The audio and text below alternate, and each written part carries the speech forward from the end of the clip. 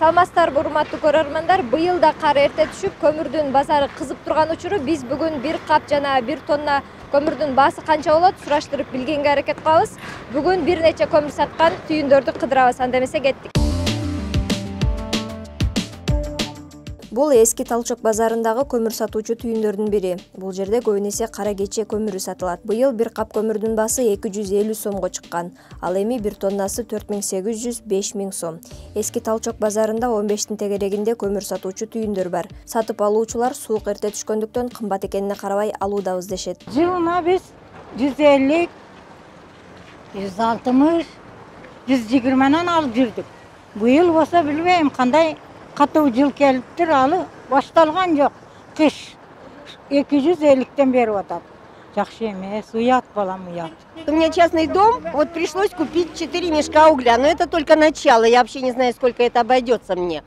По 250 рублей, ну дороговато, ну что сделаешь. Дешевле лучше было бы, конечно, замечательно было. Көмүрдүн кымбатташынын себептерин билүү үчүн сатуучуларга кайрылдык. Алардын айрымдары тартууга каршылык көргөзүп, суроолорубузга жооп ала алган жокпуз. Жакын эле айтпайсызбы, жай эле? Тазаттыгы күнүгө эле келип атат. Айке, биз бүгүн эле келе атабыз. Келтиңден айтып жиппечо. Ну, брат. Жакшыдан кайда келди айтып атабыз. Сиз мага айтпаңыз байке. Салыштыра турган болсок, былтыр 1 кап көмүрдүн баасы 150–180 сомду түзгөн. Эң кымбат сатылган учурда 200 сомго чыкчу дешет тургундар. Ал эми тоннасы жылына 3000–3200 сомдун тегерегинде сатылып келген. Былтыркы баага салыштырмалуу аябай эле кымбат болуп кетти. Былтыркы бааны биз 3400–3600тан алганбыз. Тоннасына, ооба. Анан быйылкы жыл болсо 5000 дейт, наракта 5500 дейт. Бир туруктуу баа жок экен. Анан дагы көтөрүлөт деп атышат. Анан ошого бийликтегилерди айтып койсок, биз нарында бир туугандар бар эле. Туугандар менен сүйлөшсөк, 1500ден өйдө чыгат дейт. 2500ге чейин тоннасы. Анан келген баасы ошондо 5000 болуп калса, ал бир барабар эмес, уже 100%тен да өйдө көтөрүлүп атат да. Ошону бир карап койсоңуздар. Айрым сатуучулар көмүрдүн кымбатташы аны жеткирүү, транспортко кеткен бензиндин баасы менен байланыштуу деп түшүндүрүштү. Ошо көмүр кара кечеден келип, тоннасы 5000, суу түшүп кетти бир жуманын ичинде. Тилек каршы ошо көмүрлөр азыр келип. Кара кечеге барсаң деле аяк өчүрөт, алып чыгыш кыйын, жол азабы дегенде. Ошо азыр мүшөк болсо 200 сомдон, дополнительный отун да кошуп сатабыз. Биз отундун баасын 150дөн беребиз.